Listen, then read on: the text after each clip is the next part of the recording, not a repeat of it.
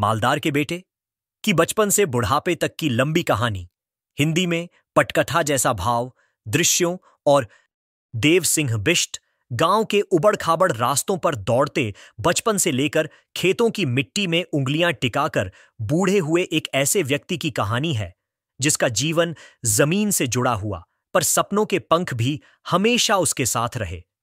देव Dan Singh मालदार का इकलौता बेटा, जिसने संघर्ष और स्नेह दोनों का स्वाद चखा, जिसने मिट्टी से प्रेम किया और लोगों के जीवन में बड़ा असर छोड़ा। मेरा बचपन उस सौंधी मिट्टी में दफन था जहां हर सुबह बचपन की हंसी मिट्टी की खुशबू के साथ नहाकर निकलती थी। देव छोटे से घर के आंगन में बोलते हुए मिलता है, पांव नंगे, हाथ में लकड़ी की तलवार, आंखों में शूरवीरता।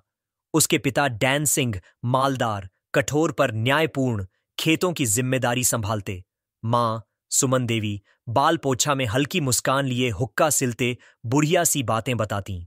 संवाद: मां: देव, आज स्कूल देर नहीं होना है, पढ़ना भी जरूरी है। देव: मां, आज खेत में नया बैल आया है, देखूंगा क्या करता है। स्कूल की पहली घंटी। देव की मासूम जिज्ञासा, पर पढ़ाई और खेती दोनों में मन लगता है। गलियों में खेल, नदी किनारे मछलियां पकड़ना, दादी की कहानियां, इन सब ने उसकी सोच बनाई।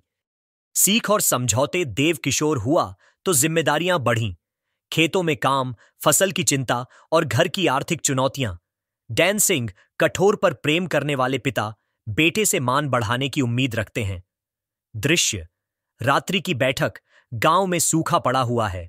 डैन सिंह: अगर बारिश नहीं आई तो बेचने पड़ेंगे कुछ हिस्से। देव धीरे से: पापा, मैं शहर जाकर पढ़ाई करूंगा, नए तरीके सीखकर वापस आकर खेत सुधार लूंगा। डैन सिंह की आंखों में आशा और डर साथ साथ। गांव वालों की तरह डैन सिंह भी बदलती दुनिया से थोड़ा डरता है, पर बेटे के लिए मना नहीं कर पाता। देव शहर जाने का फैसला करता है।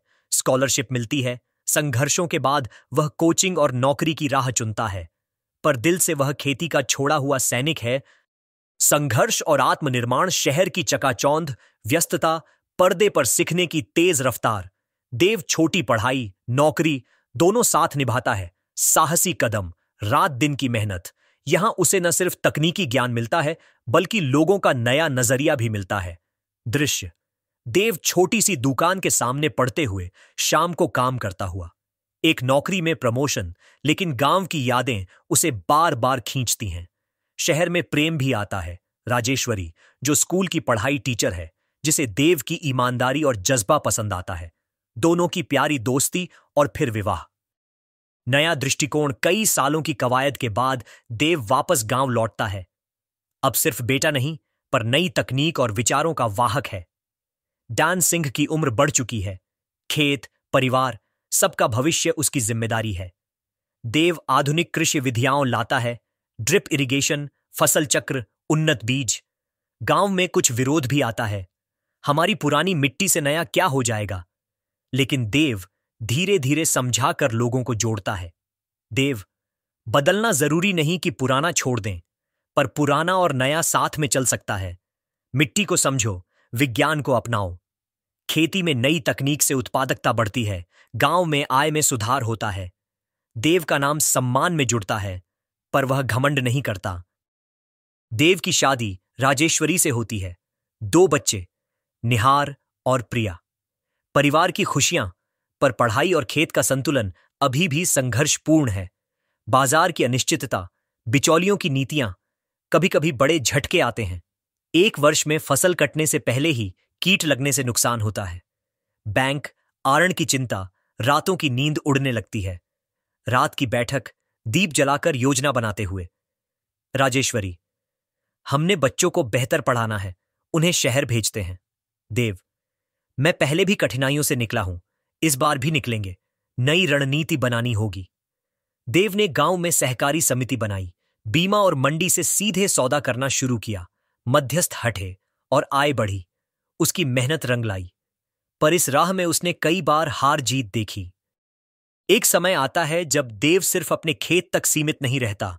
वह गांव और आसपास के गांवों के लिए काम करता है।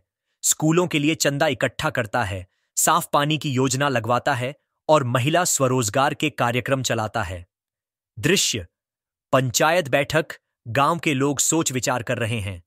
गांव वाला, देव भैया ने जो किया उससे हम सबका जीवन आसान हुआ है। देव विनम्रता से कहता है, यह सब मेरे अकेले का नहीं, हम सबका योगदान है। उसकी लोकप्रियता के साथ साथ लोगों की उम्मीदें भी बड़ी हो जाती हैं, कभी कभी दबाव भी आता है। देव सीखता है कि नेतृत्व में धैर्य, पारदर्शिता और सुनना सबसे जरूरी है। सीख और संकल्प, जीवन में लॉसेस भी आते हैं। डैन सिंह की मौत एक बड़ा इमोशनल तूफान लेकर आती है। वृद्ध पिता का जाना देव को झकझोर देता है, पर पिता ने जो मूल्य सिखाए थे, ईमानदारी, मेहनत, लोगों की सेवा, वही देव की ताकत बनते हैं। अंतिम संस्कार, चुप्पियां और यादें। देव मन ही मन, पापा मैंने तुम्हारे किए को आगे बढ़ाया है। ये क्षण देव के अंदर एक नया दायित्व पैदा करता है, न केवल खेत बल्कि परिवार और गांव की परंपरा संभालनी है। संतुलन और शांति समय की नदी धीरे धीरे देव को भी अपनी बाहों में समेट लेती है। बच्चे बड़े हो चुके हैं। निहार इंजीनियर, प्रिया शिक्षिका, राजेश्वरी साथ में। उनका साथ जीवन भर का सहारा रहा। देव अब 60 के पार पर सक्रिय।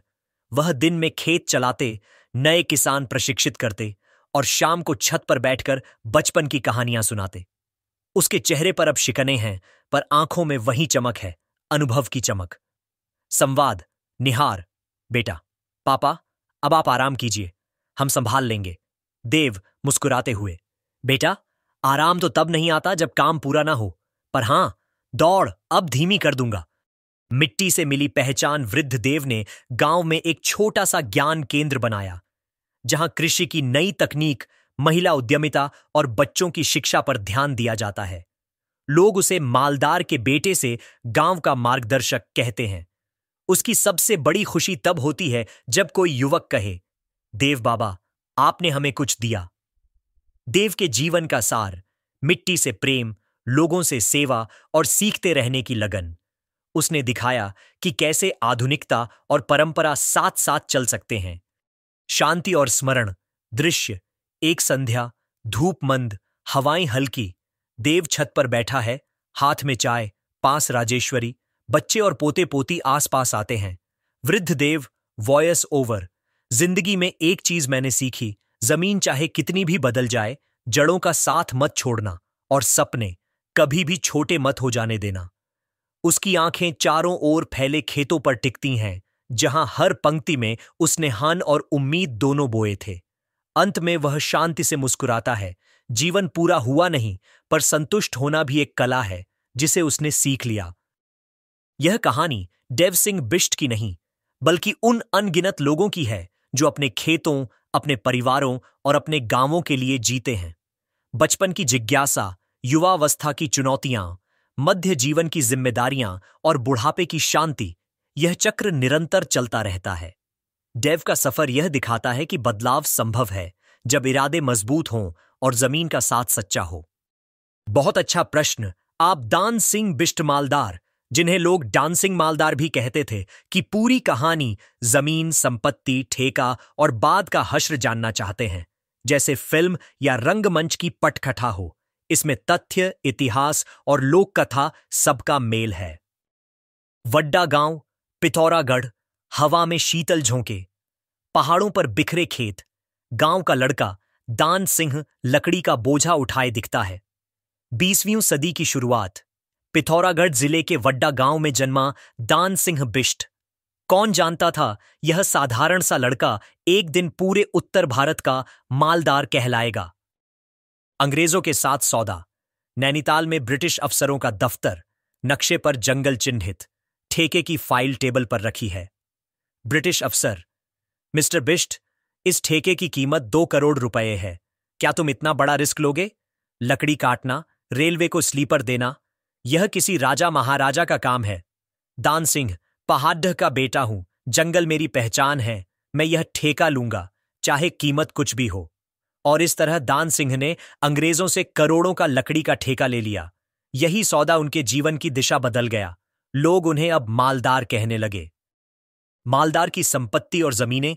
कैमरा अलग अलग जगहों पर घूमता है। बागान, बंगले, कारखाने, गोदाम, पिथौरागढ़, वड्डा, झूलाघाट, पैतृक गांव, पहली जमीनें और गोदाम, बेरीनाग, चाय बागान, जिनसे यूरोप तक चाय जाती थी। नैनीताल झील किनारे बंगले, होटल और संस्थान। डीएसबी कॉलेज की जमीन दान सिंह ने ही दी थी। टनकपुर, हल्द्वानी, काठगोदाम, लकड़ी के गोदाम और व्यापारिक केंद्र। नेपाल, बर्दिया, काठमांडू, खेती और व्यापार की जमीन। असम, मेघालय, एजेंटों के जरिए लकड़ी का विशाल कारोबार। मुरादाबाद, उत्तर प्रदेश, शुगर मिल और औद्योगिक निवेश। कहा जाता है कि उनके पास इतनी जमीन थी कि पहाड़ के गांव उनके नाम से पहचाने जाते थे। हजारों लोग उनके रोजगार पर निर्भर थे। दृश्य 4। संपत्ति का पैमाना वर्णन करता। उस दौर में जब 1000 रुपये देखना भी बड़ी बात थी, दान सिंह बिष्ट करोड़ों के सौदे करते थे। लकड़ी का ठेका, करीब 2 करोड़ रुपये में चाय बगान, लाखों रुपये की सालाना आमदनी, बंगले और जमीनें।